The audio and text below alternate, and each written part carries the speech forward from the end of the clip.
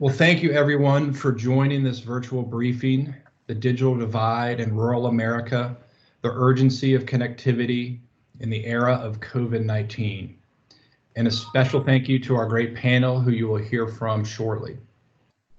My name is Richard Cullen. I'm the Executive Director of Connect Americans Now, a coalition of more than 250 organizations and companies representing voices for agriculture, healthcare, education, small business, technology, veterans, rural advocacy, and more. We're committed to completely eliminating the digital divide by supporting a mixed technology approach that leverages the full potential of every tool in the nation's toolkit. Hey, this is Alan from Congressman's Council Office. Sorry I'm a little late. How are we doing? Hey, great. Hey, folks, we're just getting started here. If folks could please mute your computers and phones, please turn off the camera. Even as states begin to reopen, millions of Americans are grappling with exacerbated challenges associated with the lack of broadband connectivity as a result of the pandemic.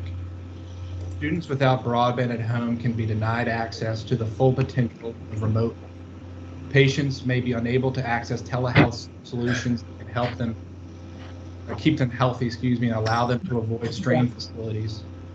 Small businesses can face steep hurdles to adapting their business to reach and serve customers remotely, and workers can struggle to telework in the same way that is available to their better connected colleagues. The pandemic has compounded pre-existing challenges associated with the digital divide and made action to rapidly expand broadband connectivity more urgent. Commendable progress has been made, as many of you know, by the Federal Communications Commission to clear regulatory burdens to innovation, maximize spectrum resources, improve data, and expand connectivity, including the Commission's recent adoption of a rulemaking procedure to unleash the full potential of TV white space technology. The private sector is also doing its part. For example, since launching the Airband initiative in 2017, Microsoft and its internet provider partners have established deployments in 25 states that will bring broadband connectivity to more than 1 million rural residents who currently lack broadband access. But to fully tackle this pressing challenge, Congress must take additional action and pass the funding guided by key principles that will ensure resources go to projects that will most rapidly and most cost-effectively bridge the broadband gap. Those include protections to ensure programs will be technology neutral, will provide true broadband speeds, will not distort the existing broadband marketplace, will address specific needs, will minimize regulatory red tape, and can be deployed quickly and in the most cost-effective manner possible, because Americans who remain stuck behind the digital divide cannot wait 5 years or more. And while much of this discussion today will focus on what can be done in rural America, we must also tackle the digital divide in all of our communities, including in urban areas. The FCC has been a leader in securing commitments from service providers not to disconnect vulnerable populations who have been hit hardest by the coronavirus crisis from broadband service. Congress should act to permanently protect those Americans who face economic hardship from being cut off from broadband service, which could hamper their ability to access government services, find new opportunities, or learn new skills. Access to service is only one component of empowering digital opportunity. Public and private sector investments in digital skills learning are vital to ensuring all Americans are able to achieve their full potential in our 21st century digital economy. In today's technology-driven world, broadband service has become a basic utility. Like water and electricity, it is one of the essential tools to run an effective farming and ranching operation, open up markets for American products and businesses to compete globally, deliver effective healthcare services, allow students to reach their full potential, and provide veterans the services and opportunities they deserve. We are joined by a tremendous panel of leaders today, representing agriculture producers and farmers, American enterprise and innovators, rural communities, educators and students, and veterans to discuss the impact of the digital divide on these constituencies, and the urgency for action, particularly in the time of COVID-19. The commendable progress that has been made to clear regulatory burdens to innovation, maximize spectrum resources, improve data, and expand connectivity. And finally, the action Congress can take to tackle this urgent problem and completely eliminate the digital divide in America.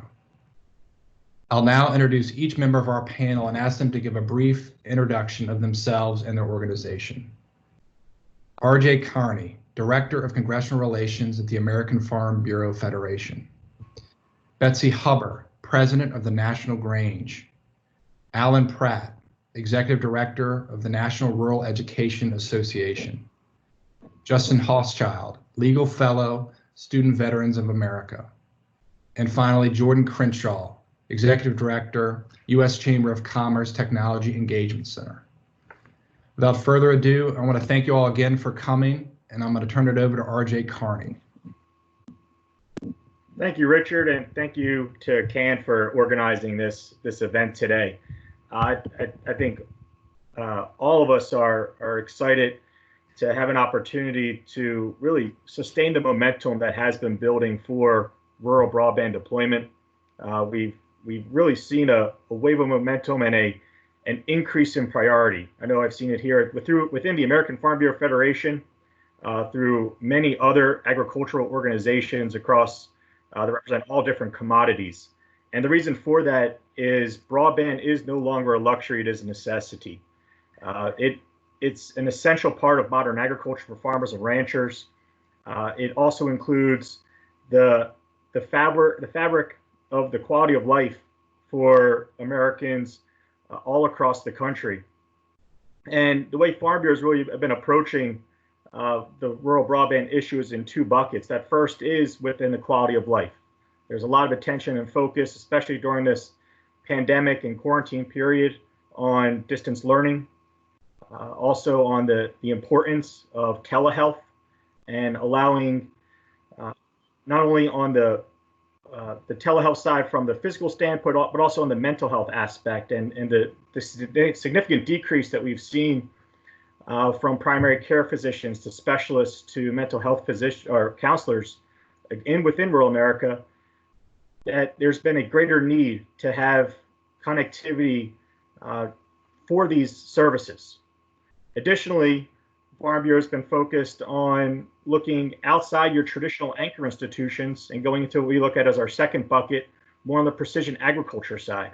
A lot of attention has been driven to connecting the towns and communities, which is great, but there's also a great need for farmers to have connectivity where their business is taking place, and that's out on the agricultural land, at the ranches, at the dairies. There's a primary economic impact that farmers need to have connectivity to take full advantage of precision agriculture equipment. So I look forward to having that discussion here today.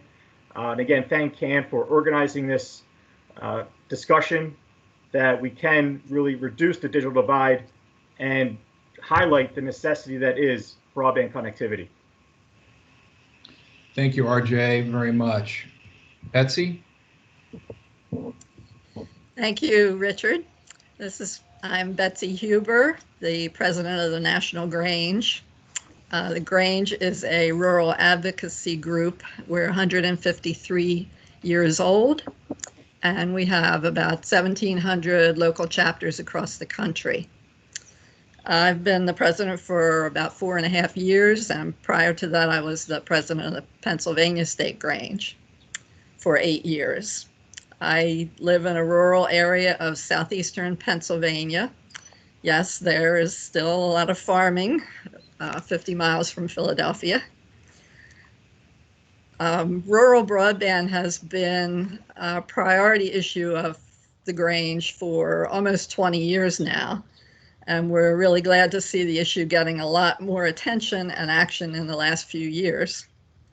I have served on the FCC's Broadband Deployment Advisory Committee for 2 years, and I'm currently serving on the Rural Deployment Working Group of the Precision Ag Task Force of the FCC.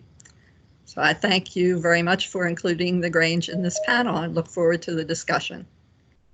Thanks so much. Alan? Richard and John, thank you first for the invitation to allow National Rural Education Association to be a part of this dialogue and to share and spread the work of our rural schools and communities across the country. I'm the executive director. I've been an executive director for 4 years. I represent 42 state affiliates and members in all 50 states, and our membership base is made up of researchers and teachers, principals, administrators, superintendents, school board members, and pretty much anyone that has a touch or an impact on rural communities. So we're excited to be a part of the discussion, and thank you for the invitation. Thank you, sir. Justin? Yeah, thank you so much, Richard. My name is Justin Hochschild. I'm the legal fellow with Student Veterans of America.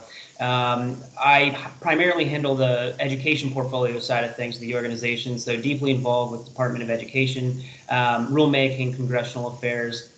Most recently, been working heavily on connectivity in the context of COVID-19. And so, it's a really important issue. We've touched on some of the things so far, price, location. These are all impacting student veterans and military connected students, but post-traditional students and students largely, even pre-COVID. And I think these issues are going to continue to be important going forward.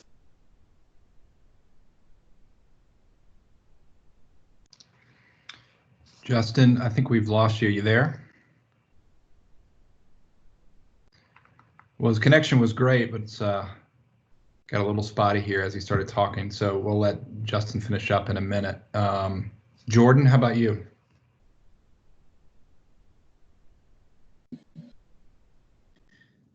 Thanks, Richard, and also always great to be moderated by a fellow Richmonder. So thank you again today. My name is Jordan Crenshaw. I'm Executive Director of the U.S. Chamber of Commerce's Technology Engagement Center. We represent businesses from all sectors across the country, in addition to large, small, and businesses in between.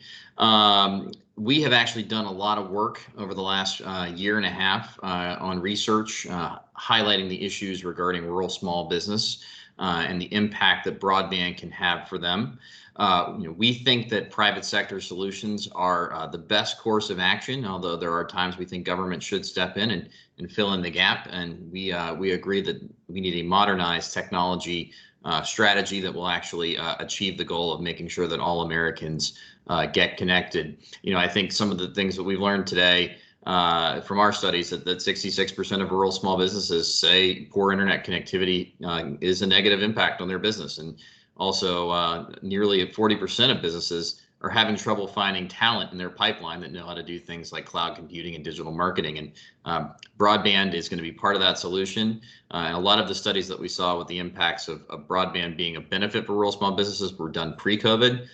After COVID, we've seen now that with a potential movement from folks from cities now to rural and suburban areas, this gets even more important. So thanks again for hosting, and look forward to our conversation. Thank you, Jordan. It is good to be with a fellow Richmonder, as always. Hey, Justin, you were breaking up, I think, towards sort of the end of your remarks. Did you want to finish your thought? Yeah, thanks so much, Richard. I'm not sure exactly where I trailed off. Oh no, we're losing you again. So now, see, I would do a joke about connectivity here, but it would be too lame. But yes, we're all dealing with some connectivity issues during this era that we're living through. Sorry about that, Justin.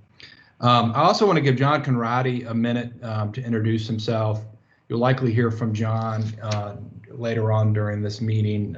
John's our outreach director at CAN. John, you want to say a couple words? Sure, absolutely. Thanks, Richard. So like Richard said, I'm John Conradi. I'm the outreach director for Connect Americans Now. So I work with our coalition members and partners and allies to advocate for greater connectivity, particularly in rural areas that are unserved and underserved.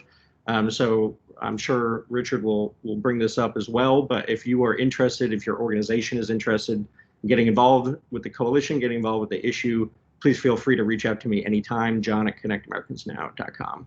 Thanks. Thanks, John. All right, and if thanks again, folks, for joining. If some of you joined late, just a reminder, if you could please mute your computer or your phones, and also turn off your camera, just so that folks can only see the participants. That would be helpful. RJ, we're going to start with you today. One of the issues we talk a lot about at CAN, I know you're focused on and you touched on in your opening remarks, is precision agriculture. I'm wondering if you could just touch on in general, some of the advancements that our agriculture community is making in that field, and how this issue of access to broadband internet comes into play, and how farmers without access can really be hampered from growing their operation. Sure thing. When discussing precision ag, and something I mentioned in the opening remarks, being a general farm organization that's representative of all different commodities, and it's one thing that we've quickly learned is that farmers and ranchers are going to embrace technologies that allow their farms to be more efficient, economical, and environmentally sensitive. The equipment that farmers are investing to make their farms more efficient and economical and reduce their carbon footprint is at great expense. And farmers want to be able to utilize that technology to its fullest potential. I would think it was back in 2019 now, might have been 2018, USDA did release a report that showed that if the benefits of having broadband technology and the adoption of broadband technology for farmers and ranchers would have about a $65 billion annual increase to precision agriculture availability. So having that number and looking at the true economic impact that farmers could utilize is just outstanding, and one that unfortunately we've had to do a lot of outreach on. As I said, and rightly so, a lot of initial conversations focus on your traditional anchor institutions. But as we're looking at the current environment and the food supply and maintaining that food supply, having farmers have the availability to utilize this technology and use it to its greatest potential is going to have a significant impact moving forward. So we're talking about things like soil health, plant health, being able to monitor your livestock and your cattle, the health of the animal. There's great potential here when discussing broadband and precision agriculture, and the reason it needs to be at the farm level, not just in the rural community itself. Yeah, I've heard stories about like dairy farmers actually putting computer chips or sensors in the gut of cows and that kind of thing, and getting real-time data. I mean, it's pretty incredible the stuff folks are doing. Betsy, I'm going to turn to you next.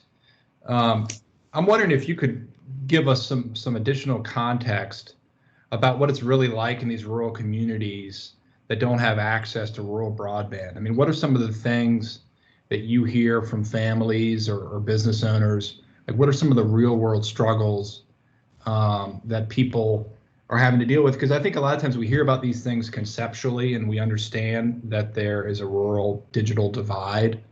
But I'm wondering if you could offer us some specifics about what you're hearing on the ground. Sure, thank you. There was a digital divide, obviously, prior to COVID, but this pandemic has certainly brought it to light and made more people realize the urgency of getting broadband and internet, better internet, or any internet to the rural areas. We've heard within commuting distance of Washington, D.C., the schools were not able to teach virtually because of lack of internet. So they set up hotspots in commuter parking lots so the kids could go there to do their homework. It just hurt me to see that education for many students in this country ended in mid-March because of lack of broadband. They weren't able to complete the school year with learning. Healthcare is another big problem. Rural areas don't have the healthcare providers that urban areas do. And when you're afraid to go to the doctor or don't have that option, then it's even worse in this time. So healthcare and education are the two big urgencies that we need action on right away, not in 5 years. Right. Thanks, Betsy. So, Alan, I've got a bunch of nieces and nephews and 2 little kids, and you know, we all know this has been a challenging time for everyone, particularly folks with young kids, and I'm sure there's a lot of folks taking part in this meeting who are in the similar situation. The nieces and nephews that I mentioned, though, are fortunate in that they do have access to broadband internet. So while getting an education the past few months has been a challenge, I would imagine for your constituents in rural America, you know, who have not had access to broadband internet, and then looking into the fall, things are up in the air, but it's possible that they'll have to go even longer without going back to school. I wonder if you could touch on some of the unique challenges that your folks, your constituents have been grappling with, particularly in light of COVID-19. Great question. And I want to reiterate Betsy's point on and the sadness of mid-March and students being out of an educational environment basically since in some cases, the 1st of March. But, you know, you're looking at rural challenges. Many of the districts that we serve went from a face-to-face environment to having to adopt or build or work through a learning management system so they could educate their students within a 2-week period. So if anyone ever says educators can't adapt rapidly or school systems can't, we proved that we could do that, which is a positive coming out of this. The negative side is that we knew beforehand that there was a digital divide or connection issue. And what we're seeing from a lot of our districts, and even I'm in Chattanooga, Tennessee, and I can drive 30 minutes from here, and we've got a 30% connectivity rate for some of the home environments, and that's pretty close. So we're seeing a 30 to 60% connectivity for a lot of the homes that our rural schools are serving. So what schools decided to do was be innovative and take progressive action to basically serve the needs of their students, either through learning packs. But the number one kind of avenue that was kind of directed really on from March until now was the feeding program, and the feeding program over the summer, which was very important.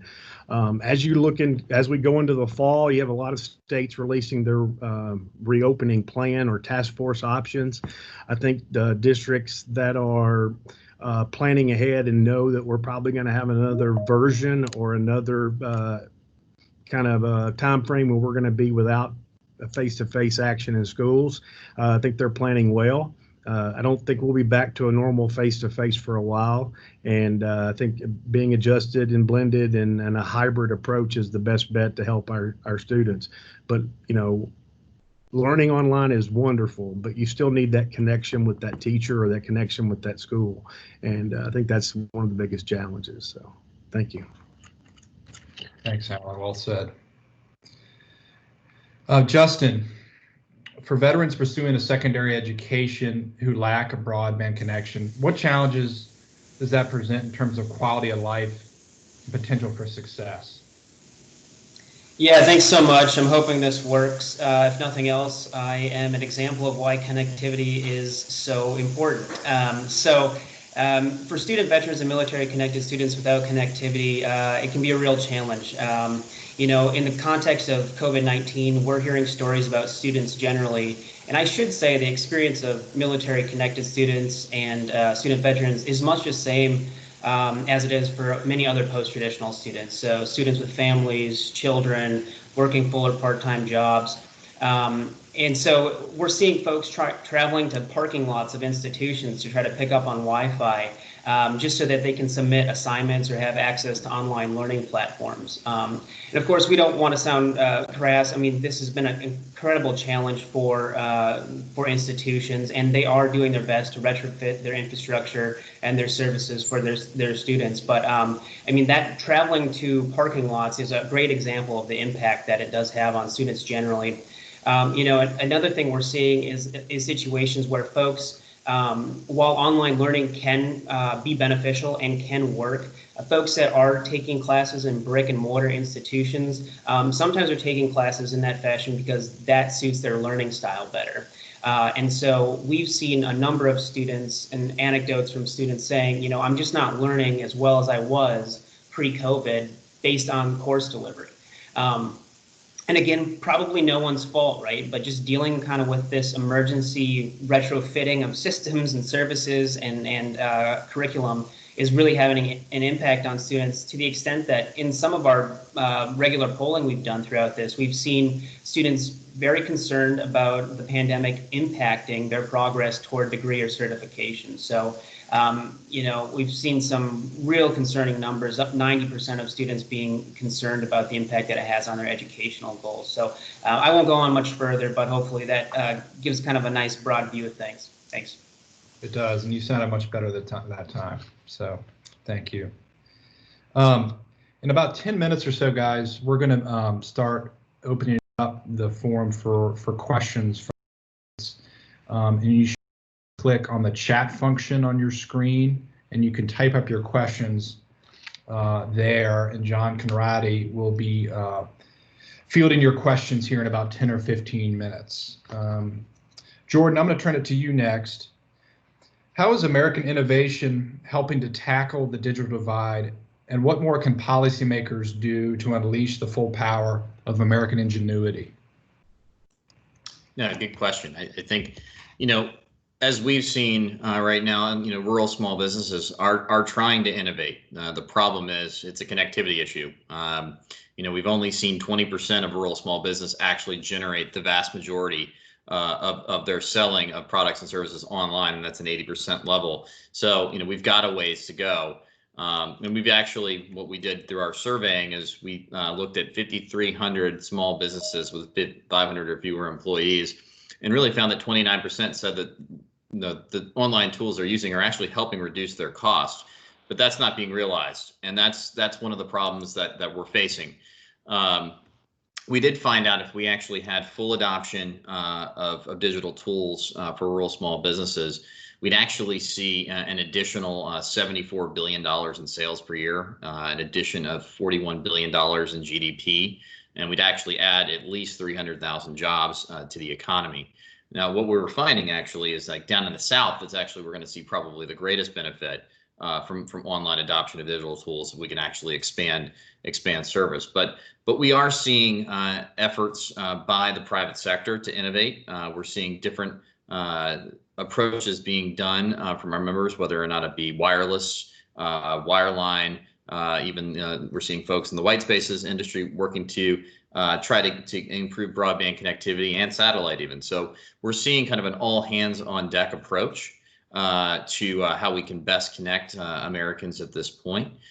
You know, I think some of the things that we need to do in terms of policies in Washington, D.C. are really how do we unlock the benefits of private sector investment, and then how can government fill in the gaps when it's just too expensive to provide service. So, you know, in terms of the education and homework gap issue, we think Congress has a role in spending funds in a tech neutral manner, in a timely, targeted, and temporary fashion to make sure that those funds are able to connect students, whether or not, and we think probably best even to get outside the E-rate program for this pandemic, just so that there's some flexibility for the FCC to start delivering funds to who's best equipped on the ground.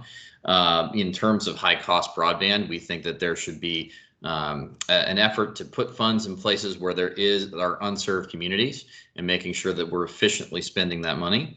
And then also when it comes to broadband policy in general, making sure that we have a regulatory framework in place that's designed for the 21st century and doesn't look back to the 1930s in terms of regulatory policy, but actually forward thinking that protects consumers, but also at the same time enables some of the innovation in the private sector investment we've seen go forward. Thanks, Jordan. RJ, not to put you on the spot, but I want to give you a chance. I have a two-part question, forgive me. You know, we've been so consumed by COVID and the broader economic consequences of that, and certainly the terrible situation with George Floyd that occurred a couple weeks ago, and the conversations people are having across communities throughout America. But I wanted to see if you could sort of update folks on how American farmers are doing, you know, in terms of recovering from the COVID crisis and how the outlook is looking like as we head into the summer and the fall with an election coming up. But also after that, if you could comment on how technologies like TV white space technology, fixed wireless solutions help farmers connect the whole farm, and how critical, you know, we know fiber is so important, but if you could touch on how other technologies are going to help farmers compete in the global economy. Sure thing. So with regards to farmers moving forward and where things currently stand, it's still a very trying time. There's a decreased market structure right now. Farmers are very active, and one thing that Farm Bureau itself has been greatly promoting is on Twitter a hashtag still farming, showing that farmers are out there every day, every hour, working hard to contain and sustain a food supply throughout this pandemic response. And what Farm Bureau is working on right now, and we anticipate sharing with the Senate in the near future, would be our requests and asks for policy action in any potential future upcoming bill. And part of that will include areas within broadband and the importance of having broadband funding in any future COVID response bill, since I want to focus on the broadband aspect of this working group that we're having right now. And I would say the greatest area of effort that we've been focused on from there is getting to what Jordan was talking about, the need to be very targeted with where money is allocated. With the signing of the Broadband Data Act into law earlier in January, there's great potential, or there's a need to actually provide the FCC with the funding to implement that bill. Unfortunately, inaccurate maps have been one of the greatest hurdles in getting broadband funding to areas that need it most. And updating the mapping system is going to provide a foundation, I think, that's going to go a long way to increase rural broadband deployment. So that's one, I know that's going to be the primary ask in the broadband bill, or broadband focus on the COVID response that Farm Bureau will be working on. With regards to TV white space and the other technologies needed, fiber's critical, yes. We talked about that and the need. Farm Bureau itself is technology neutral. And when it comes to precision agriculture, you're not going to be able to run a fiber line to a harvester or a combine. You're not going to run a fiber connection to cattle. You need to have wireless technology, and wireless technology requires wires as well. So there's not going to be a silver bullet. We need to look across the spectrum, and TV white space is one that I think Farm Bureau fully supports and advocate for the FCC to move forward with that, and offers newer opportunities for companies and organizations to think outside the box, outside your traditional wireless technologies. And there's great need, as I said, for agricultural land, and agricultural land needs wireless technology. And if TV white space or other technologies can be able to suit that, Farm Bureau will be supportive of those measures. So hopefully I touched as quickly as I could on those two. No, it's perfect. Very nice, very nice. Sorry to put you on the spot for that kind of global update. I mean, one of the things you touched on that's really important, I'm glad you brought it up, was the need for accurate data and concerns about mapping. One of the things that the FCC has acknowledged is, we can't really fully address the problem until we know the scope of the problem, how deep the problem is in terms of lack of digital access. We've seen various numbers, but Microsoft was able to do a study that actually showed that the scope of the problem was much bigger than we had anticipated, that close to 42 million Americans actually don't have adequate broadband speed. So it's a huge, huge problem. And it's really important that we take steps to make sure we fully grasp the problem as Congress works on critical solutions. But I think we can do both at the same time. Betsy, can you touch on the problem of rural hospitals that are closing, and sort of the need for telehealth? One of the things we've touched on today is COVID-19 has kind of woken everybody up, I think everyone on this call as well, about the value of telemedicine. I mean, I had a physical with my doctor, testing my flexibility and everything on my computer, and so I learned firsthand that you can do a lot with telehealth. But talk about in rural America, how it's even more important there, and how it's exacerbated by the closure of rural hospitals. Yes, rural hospitals have been in trouble for several years. They've been closing. It's reaching crisis levels in rural areas.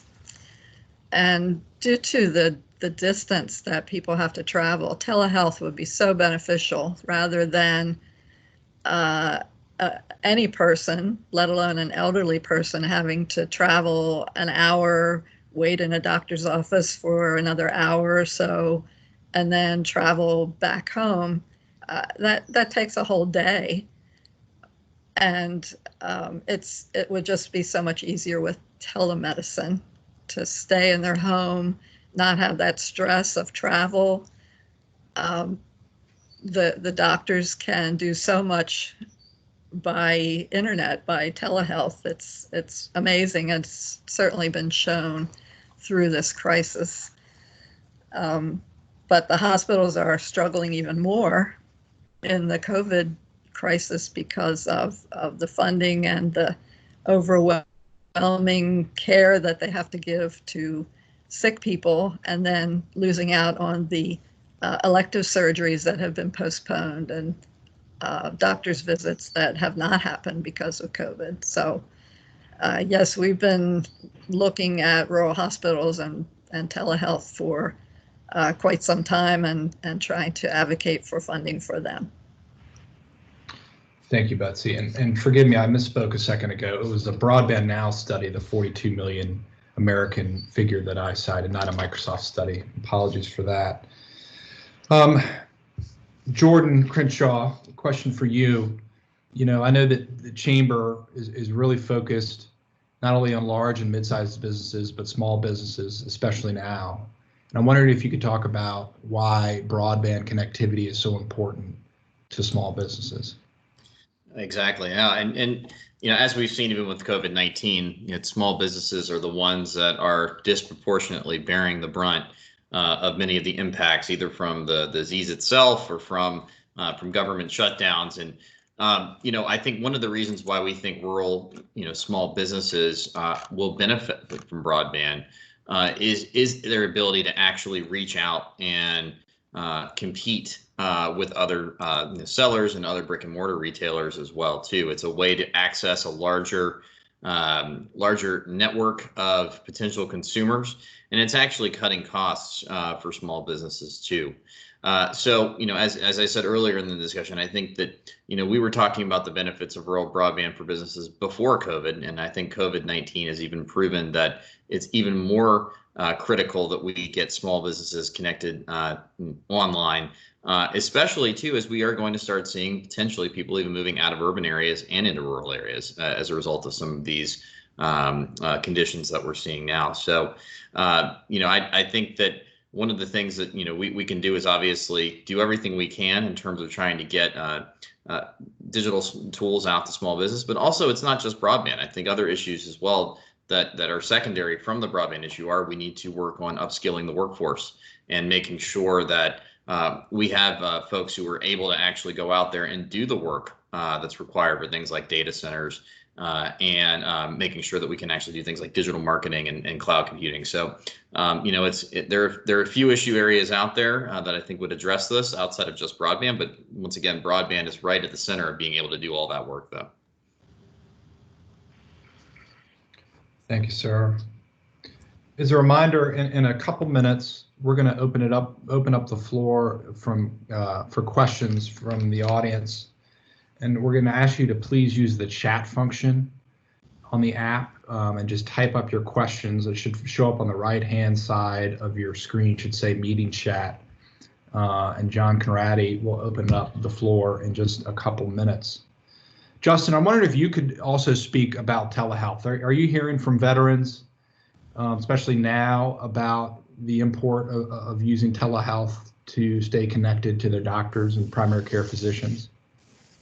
Yeah, that's a great question. And we really are, in the context of COVID-19, we are seeing an increased effort by VA to utilize telehealth, not just for student veterans and military connected students, but for all veterans. And luckily, we've heard some positive initial reviews of that effort. But what I think a lot of folks don't realize is that in terms of having access to campus resources, health resources are one of those things.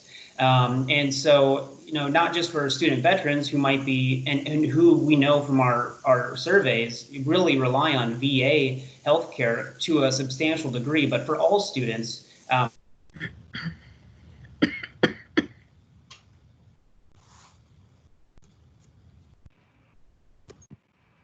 All right, looks like we lost Justin. It was a good point though, Justin. Sorry about that. Well, I want to, before we open it up for questions, do any of our panelists want to have any quick final thoughts before we turn it over for questions?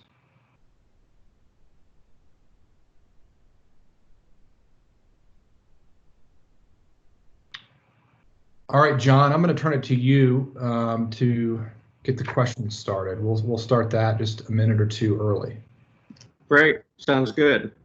So Justin, I'll kick the first one to you. And again, I'll encourage folks to put your questions in the chat function here, but we also received a few via email before the event began. So I'll start with some of those. So Jordan first, as you know, getting access to broadband connectivity can be just the first step to achieving true digital equality. Can you discuss a little bit how acquiring digital skills and then ensuring affordability are also vitally important in the digital divide in both urban and rural? So yeah, happy to take that question. I think, what we've seen during the COVID-19 pandemic is we've seen a lot of our member companies really step up and try to address this issue. We hosted an event a couple of weeks ago with CEOs of a few tech companies and startups, and really, talking about some of the programs out there that are designed to be tech apprenticeship programs to get individuals savvy with technology and getting them away, those who are actually in jobs that may actually be disrupted currently by the new digital revolution, and getting them educated, sending them through the community college program, getting them distance learning through the community college program, and then also offering opportunities for employment to work from a distance as well too. So, I think we're seeing the private sector really step up and realizing that there's a need to upskill the workforce. But once again, at its core, if we don't have the connectivity to get that done, it's not going to happen. So, those are some of the things that we feel that the private sector is doing to really address these issues of making sure the workforce is prepared for tomorrow. Thanks, Jordan. Alan, question for you. How important is it as Congress debates funding mechanisms and new funding and new resources for tackling this challenge? How important is it that any new funding that's appropriated by Congress go towards addressing an existing need, something like the homework gap? And how important is it also that new funding mechanisms be able to be deployed rapidly and in the most cost-effective manner possible. Would say first, amen, that we need rapid help in the rural communities. I do want to go back, just if I can, on Jordan's comment about the IT support and the workforce development through community colleges. I also think, the K-12 environment, with the ability to connect all across our rural communities, can really help fill the void and need in those rural communities for trained and successful workforce employees. The other aspect of it is funding. As we're looking across the nation, and a lot of our rural districts that we've reached out to, they're looking at a 10 to 25% dent in their education budget.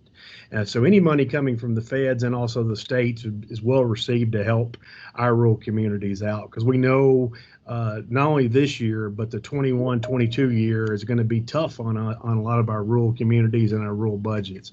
So it is much needed support.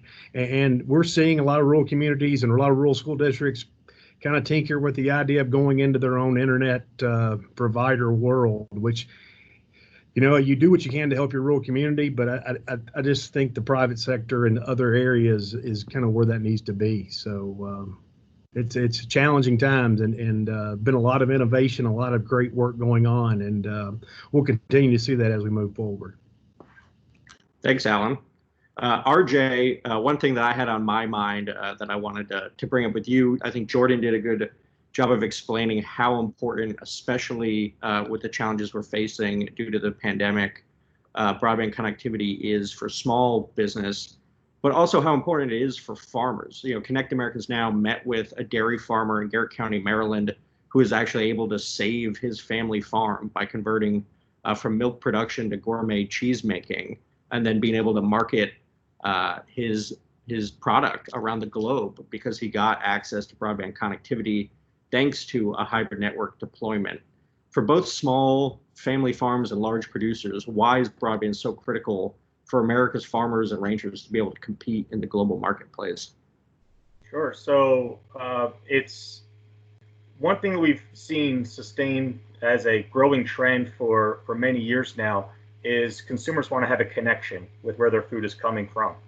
And farmers who have broadband connectivity and could put a face to their product, it's something that consumers relate to. It's bridging that gap of knowing your food does not come from a grocery store. That's just something that a lot of folks, when you talk to them, you ask children now, a lot will say, where does your food come from? A lot will say, oh, it comes from the grocery store. Well, one thing that having a connection and knowing that your food's actually coming from a farm, from a farmer, and from a farm family, that's just it's a very important connection nowadays. And being able to sell your product in not only in the United States, but also on the global market is extremely impactful. And so having these connections, being able to have a farmer have the connectivity out in the fields, but also at their farm household, being able to talk with their crop advisor. A lot of the importance that farmers need on having this connectivity is about data and being able to read the data and understand the data so that they know where's the most economic spot for me to plant my seed. Where on my field actually needs water. I don't need to put water all over my fields, and I might just be able to put it in one certain section. So with all the soil monitoring systems, with being able to look at soil health, pests, being able to eradicate pests before it becomes catastrophic to your crop. These are the economic implications that a farmer uses and data points that are needed to have that, to be extremely economical and also environmentally friendly and sensitive in the current environment that we're working with less land and feeding more people. Thanks so much, RJ. Betsy, we've gotten a few questions in the chat about not only what the federal government can do to tackle the digital divide, but what some states are doing. Do you have any insights from the number of state and local granges that are out there on what efforts are happening at the local and state level to tackle this challenge and how that might fit with additional action from Congress and the federal government? I know a lot of states have programs to expand internet across their states, all different types of ways. Pennsylvania State Grange has been promoting a fee on cell phones, which I think is a great idea personally. If everybody that uses a cell phone paid a small fee, like the emergency services tax on the landlines, think how much money that would raise to expand broadband to the areas that don't have it. So there's lots of innovative ideas, and we just have to remove the barriers and get these ideas. Thank you. Alan, another one that we got via email is about the idea of keeping Americans who had service connected.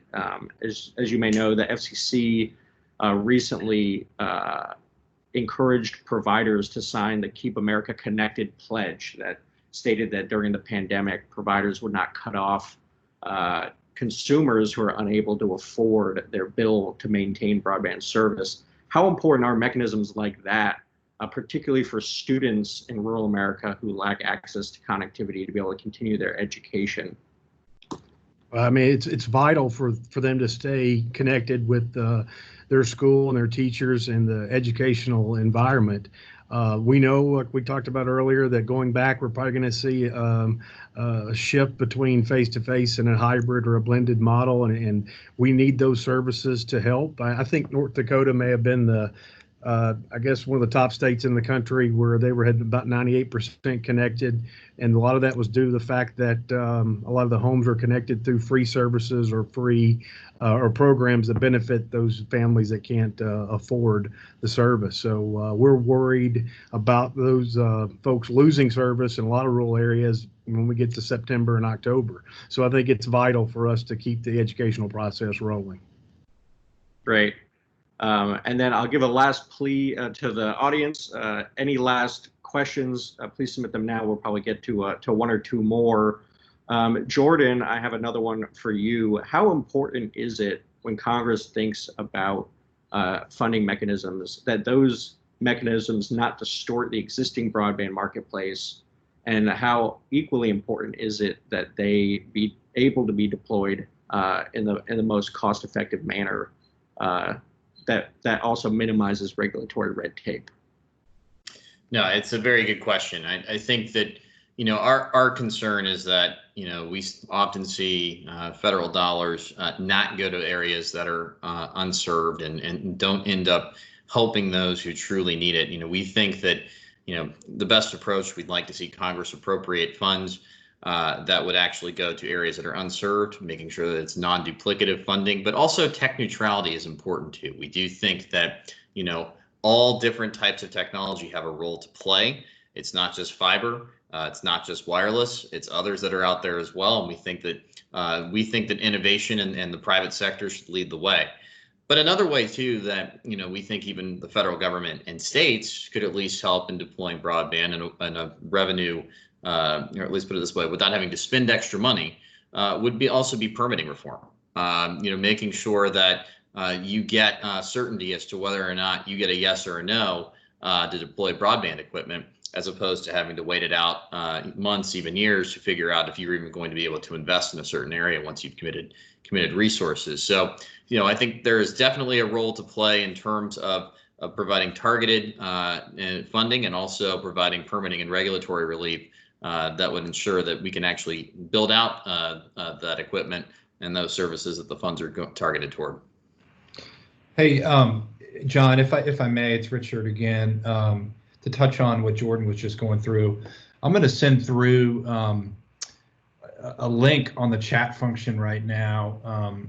I think, as many of you know, Connect Americans Now had an early supporter in Microsoft, and Brad Smith, the president of Microsoft, had a blog post update a couple weeks ago, that partially updated folks on Microsoft's Airband initiative that I touched on, but also advocated for specific parameters of action by Congress. And I know we have dozens of folks from the Hill on this meeting right now, so we would encourage you, if you have time, to take a look at that blog post. The specific principles he talks about, and Jordan touched on many of these, targeted, the legislation should be targeted, technology neutral, broadband capable, least costly, non-discretionary, deployed quickly, and avoid administrative burdens. I would encourage folks to take a look at the post, and you can get a little more context about what I'm talking about here. Sorry, John, back to you. Great, thanks. So another thing some folks are asking about is kind of next steps and updates in the space. So just really briefly, we're almost out of time here. I'll just give a couple quick important updates. In the last couple of months, we've seen remarkable, commendable progress be made at the FCC, the Federal Communications Commission, supporting policies to clear regulatory barriers to innovation and to maximize spectrum resources to bridge the digital divide. One component of that that's come up a few times during this discussion has been the TV white space issue. And the FCC, led by Chairman Pai, unanimously adopted a new rulemaking procedure to clear regulatory hurdles to that technology, which can help speed up the pace and scale and increase the cost effectiveness of hybrid deployments in rural America. It's also come up a couple times during the discussion, the mapping issue. And Congress took action and passed the Broadband Data Act, introduced by Senator Wicker, which will update and provide the fixes to the nation's broadband mapping data that are critical. And so now where we are really is talking about making sure that the resources are deployed in order to help the public and private sectors truly tackle this problem once and for all. And so one piece of that is making sure the FCC has the resources to implement the fixes to broadband mapping data. Another element is making sure that we are directing resources to areas, to projects that can be deployed in the most rapid way possible, that will be the most cost effective, and making sure we're employing an all of the above approach to tackling this issue that uses every tool at our disposal and every technology to tackle this problem in the most cost effective way possible. So that's what we're working at Connect Americans Now. I'll give one more plug before I kick it back to Richard to close. If you, your organization, your office is interested in getting involved, learning more about the Coalition's mission and our activities, please reach out to us. We would love to work with you on this important issue. My email is john@connectamericans.now.com, and we look forward to keeping the momentum going. And with that, I'll kick it back to Richard. Thanks a lot, John. And just want to say thanks again to all of you for spending an hour with us today. And thank you, RJ, Justin, Alan, Betsy, and Jordan for spending time with us and sharing your perspective as well. John mentioned his email address. You can also reach me at richard@connectamericans.now.com. Please visit our website. And if you have any questions you didn't get a chance to have asked today, you can email John or me. And if you would like to join Connect Americans Now, if you have an organization that is interested in these critical areas, please let us know, and we'd be happy to add you to our group so we can stay in touch. But thanks again, everybody, and have a good rest of the week. Take care.